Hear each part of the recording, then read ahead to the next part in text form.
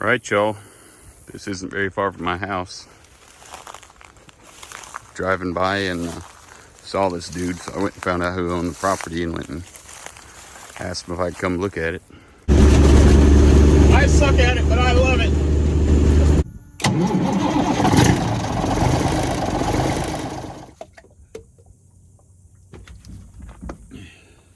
Or go ahead and laugh. I would laugh.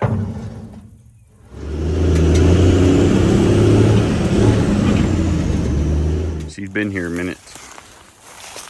Tires are all flat. 9670. The guy's open to the idea of selling it, but he bought it to get the engine out of it, which he thinks is a small cam Cummins 350. Unfortunately, this one is pretty rough. It's got some pretty old diesel in the tank. The cab is not really that bad.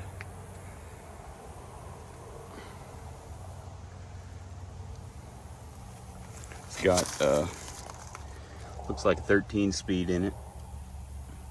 The problem with this truck is here. This thing's had a very poorly done stretch job on it. Got this big plate in there bolted in, kind of overlapped and welded here. It's a single axle with quite a bit of should we say custom work on it.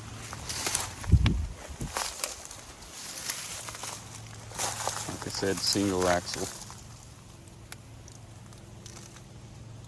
Got a big old tall frame in it.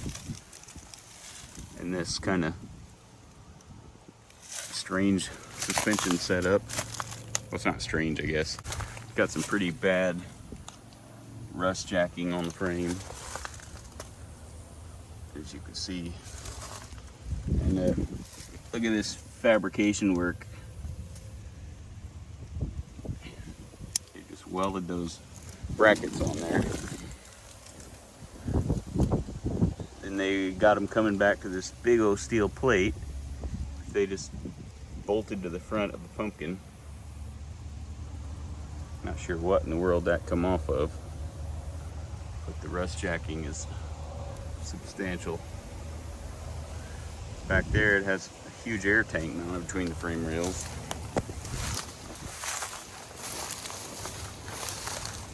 Had initially, from the road, thought this might be a Peterbilt 352 or 362, but it is not. See the doubled up frame here. This air tank hanging here. I don't know what it was set up for, some kind of a flatbed, I would guess. Potentially a tanker. I'd kind of hoped that this thing might be something I could potentially build. They drove it in here, he said. He also said that they'd caught somebody stealing parts off of it. Had prosecuted them. They're in prison, I guess, or were. The obvious thing that they'd taken being a radiator. I don't really see anything else missing. And I think it's definitely a Cummins. I'm not sure which motor. There's bees out here, so I'm not sticking my head in there. The nest in the intake. Another thing I noticed is it's got these puny little tiny cylinders for the cab jack. They're like half the size of the ones in my 96 or 4070. The motor looks complete otherwise. Air conditioning. Got parts laying around on the ground. Thieves just threw the stuff down. The headlight trim ring was down there. A pretty cool big old custom bumper on it with a huge pin in it. That's kind of neat.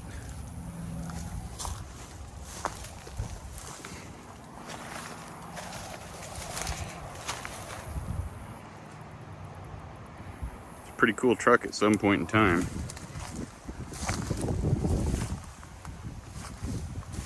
This is probably only about 5 miles from my house. Looks like it's got steel tanks. Possibly aluminum, but can't tell.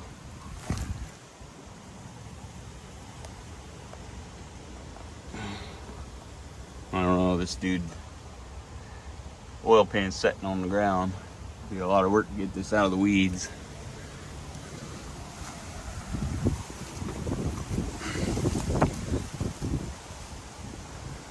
Pretty cool though. Here goes one of the bees right there. Here in a minute I'll crawl up in there and show you the inside. See here, long ear tank mounted. Grill just thrown down there on the ground. I don't know. It's worth messing with, I don't know. So there's the interior of the old girl. What's left of it.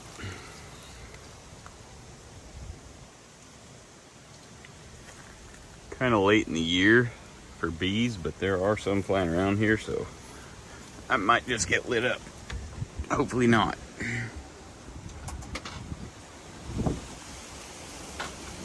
Obviously had critters living in it for a long time.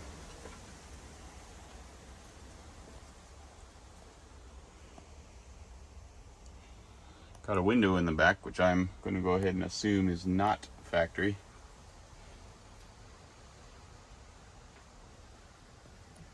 No idea on the miles.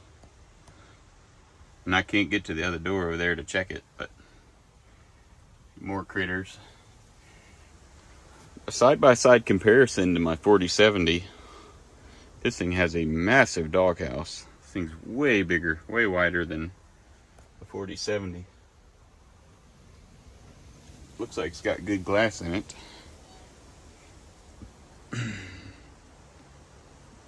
It's a shame they ever get to this point. Oop. Got a bee looking at me.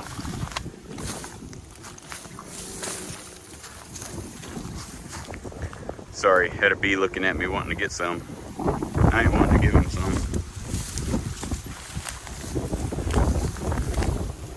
She's available. He said he'd sell it, but I don't know that it's worth it. Well, thanks for following along.